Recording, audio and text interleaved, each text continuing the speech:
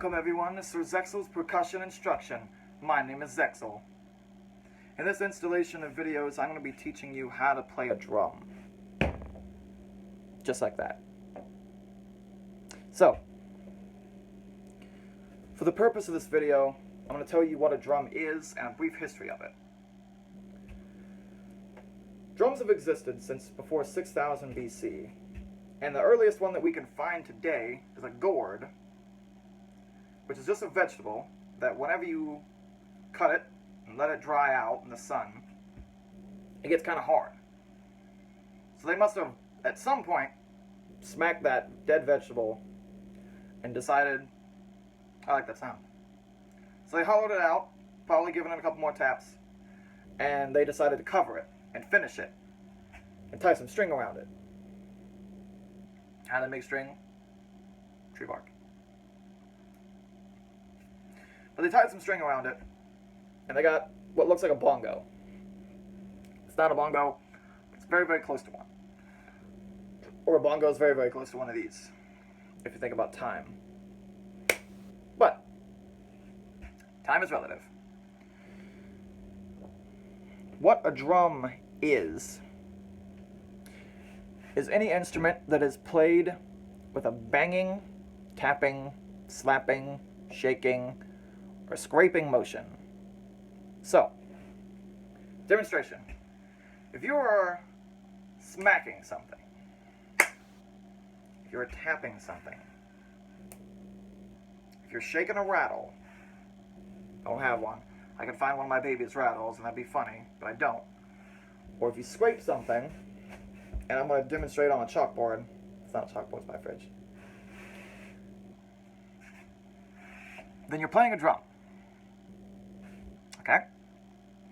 So, let's get into drumsticks then. Because the first thing you gotta know is how to hold your stick. This is wrong.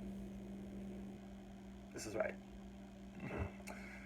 By that I mean, there's a right and a wrong way to hold the drumstick. And if you're holding it the wrong way, it's either going to fly out of your hands or you're not going to play right. So, for the purpose of this video, I'm going to show you every single way to hold your stick. And there's one. You put the stick against this middle part of your thumb. Finger. Sounds stupid. And the meaty part of your thumb. So you grab it. You're holding it the way I said. Wrap your fingers around it. This back finger right here, don't bring it up like this. Over the course of these videos, you're going to see me do this. Say it in the comments. Let me know, because I need to know when I'm doing this. That's wrong. You wrap your fingers around it like this, make a small fist. But keep these back fingers loose enough so that you can wiggle the stick. Like a fish's tail, almost. That's how you hold, and that's how you move your stick when you're holding it. Now, some people are thinking, okay, that's how you hold a drumstick. Why do I see people doing this? Well, those people, hopefully, are a lot older than you. And their tendons have developed a little bit better. And further along.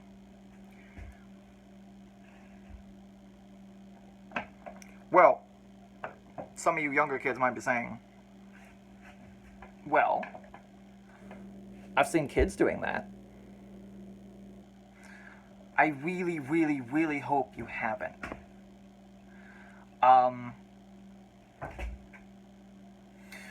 A guy in one of my grade school bands, he refused to listen to our teacher. Our teacher kept saying, hold your drumsticks like this.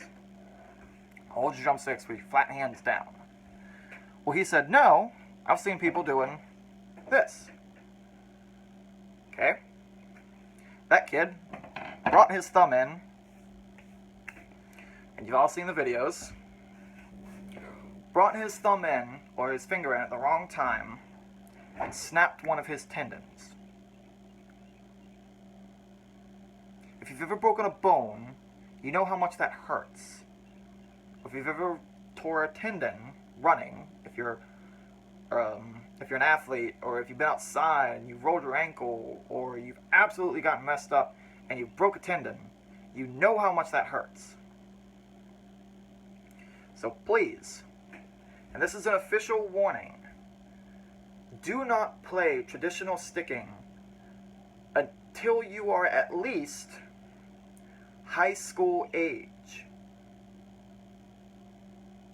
I've seen too many people hurt themselves very, very badly trying to play traditional sticking before they are ready. Now that I'm done being a doctor for a minute, I can actually show you how to play. I've got to tip my camera down.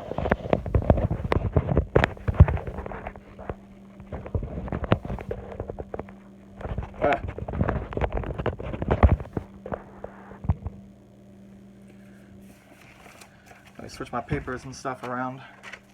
You can probably see those notes down there. That's what we're going to be playing in a little bit, but not right now.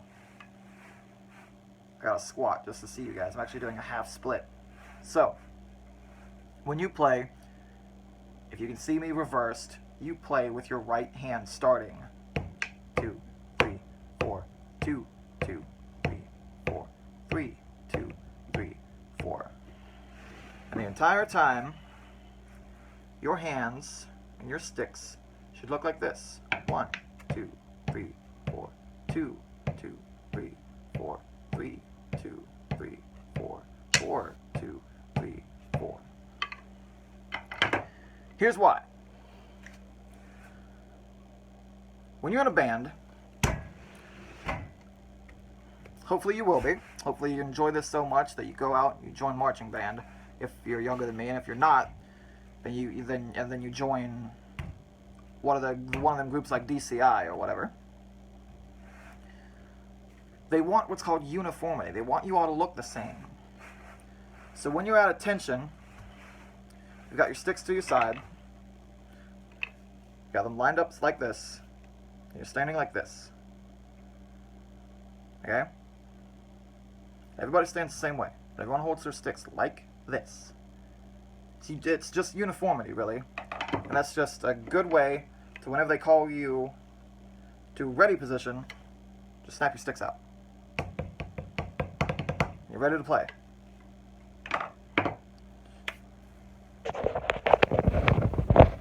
And someone's thinking, okay, well,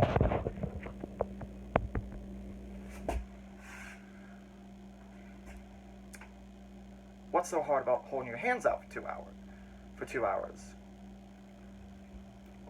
Well, you got a quarter on your hand, and I stood outside like this for 2 hours with my hands out.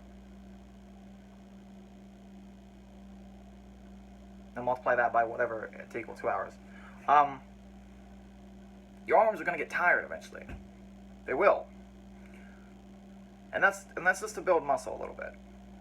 Or at least endurance. That's to help you play longer. Play harder. All those silly little things that your teacher has you doing for band, or that your instructor or your teacher or your professor or whatever has you doing for band, there's a point to it. Trust me. I've been playing drums for 15 years. Wait. I was 5. I was 20 now. So 15 years. I had no idea. And I've learned a lot. And hopefully, either through these videos or through school, you'll learn a lot too, and you'll learn to appreciate what it is. So, right now I'm going to show you how to read music. And here's the thing about music. I have friends that are the same age as me that do not know how to read music. And that's okay. This video is not for children. This video is not just for children just now starting out. This video is not necessarily for adults. It's for anyone of any age that is looking to become a drummer. Or at least learn how to read music, or for entertainment purposes because you think it's cool. That's fine. I will never judge you for not knowing how to do something. If anything, it's just an opportunity to learn. And any opportunity to learn is a good opportunity. Okay? So, there's absolutely nothing wrong with not knowing how to do something, because you can learn. And that's what we're doing today. So what this is this is called your time signature. I do not have a clef. Here's why. And someone's probably looking at this going, why isn't it written in a 5-line staff? Or with the 5 lines that you normally see when you normally picture music? Well, because for the intents and purposes of these lessons, we'll be playing snare drum music. And for a snare drum, you do not need a 5-line staff. I've explained this to people before. I taught this to my college teaching class, and somebody said on my paper, why didn't you put a 5-line staff? You're doing it wrong. I said, and I wanted to explain to them, you do not need 5 lines for percussion music. Most of the time, unless you're playing quints or bass drums. This is all you need. This is all you're going to get from me for a while. And it's counted 1, 2, 3, 4. Here's why. Your time signature explains right here how many beats a whole note gets. A whole note takes up a whole staff in this time signature. Whole note gets 4 beats. This is how many beats are in one measure. Now if this were to say 2, gonna get into a little bit of division here. If this were to say 2, then that means that this would have to say 2 or less, or you're making some really long, really hard music. And for that I cursed you slightly, because I've read music like that. This was a 2 and this was an 8.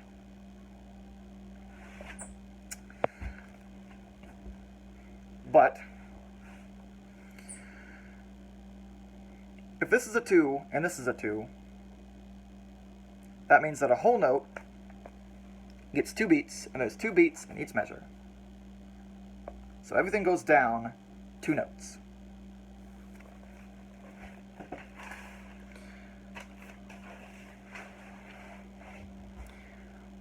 And later on, that's going to get really, really hard to figure out, because I'm going to show you different forms, different time signatures, different, and what cut time means, and what all kinds of different stuff is.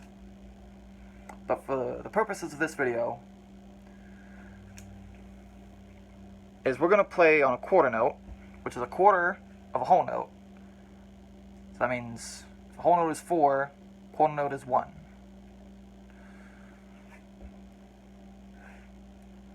So we're going to play 1, 2, 3, 4. Okay? Watch my sticks again. We are going to play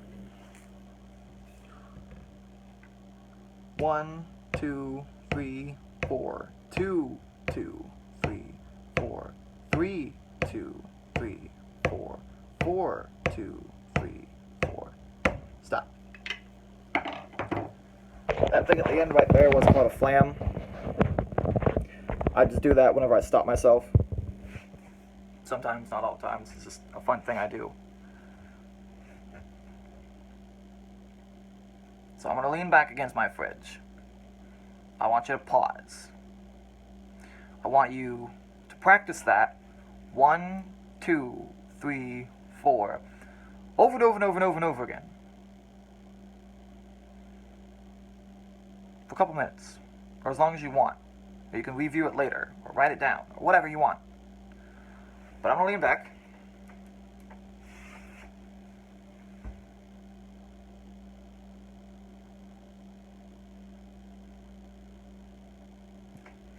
And I'm back. Hopefully, you paused your video, did some practicing, did some writing, did whatever you do to learn.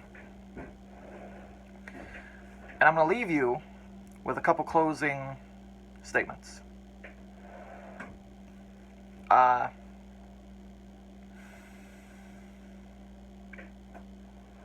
little bit of philosophy. Tell you what, a little bit of philosophy.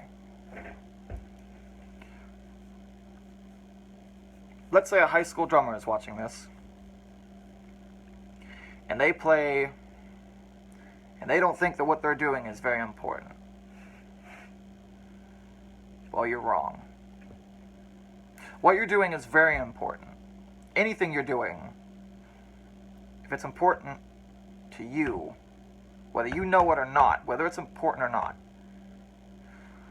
I want you to take pride in it. I want you to take pride, enjoyment, a sense of distinguishment in what you're doing. Because as a drummer, you are the backbone and the heartbeat of your band. You are what keeps the rhythm flowing, and you are what keeps everyone on time. Yeah, there's a guy up front doing this. And I did that wrong. I'm sorry. Anybody that's a conductor, judge me harshly, because I did that wrong.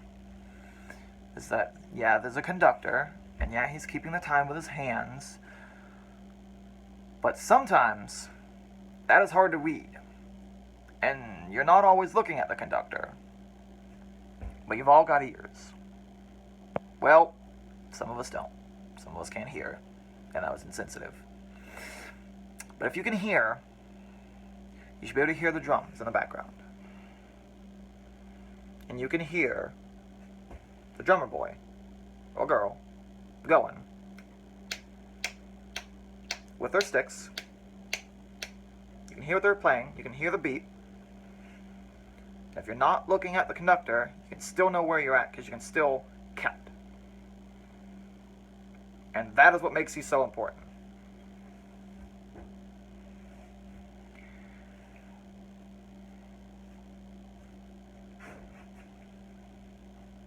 I want you to practice once this video ends. I want you to go home and practice. Practice so much that when we come back in a couple days, maybe a week, I don't know what my schedule is going to be like, you'll feel like you're learning something new. Because I'm going to be throwing a lot of the same stuff at you this entire time. It's all going to be, hold your stick like this, not like this. Hold the stick like this. Keep your hands flat. Tap it like this. It's going to sound very repetitious. I'm sorry, because I hate that too. But practice makes perfect.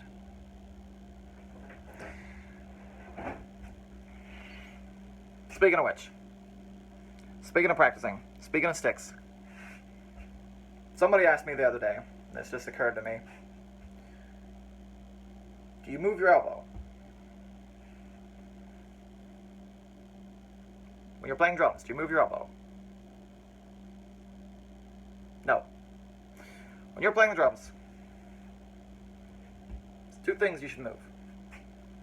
These fingers and your wrist. But I can't hear it, but if you get real close, you can probably hear my wrist popping. You should never move your elbow. If you're doing that, you're doing it wrong. Here's why. You're putting too much effort. Not too much effort. You're putting too much force in. And it makes it harder for you to control your hands. So for the purpose of playing neatly, playing right, and you can get a heck of a lot of force with just your wrist, don't move your elbow. Someone's saying, oh, that's not right. It is. A professional drummer told me this a couple years ago. And they explained it to me probably a lot better than I did. But do not move your elbow. It looks silly. Because I was doing that. I was at practice. And if I needed to bring my stick up high, I'd bend my elbow. And he told me that whenever I did that, I would slow down. That means I get behind. That means I'm wrong. That means that everything I play after that point, if I'm not playing it at the same time everybody else is, I'm wrong. So, wrist, finger.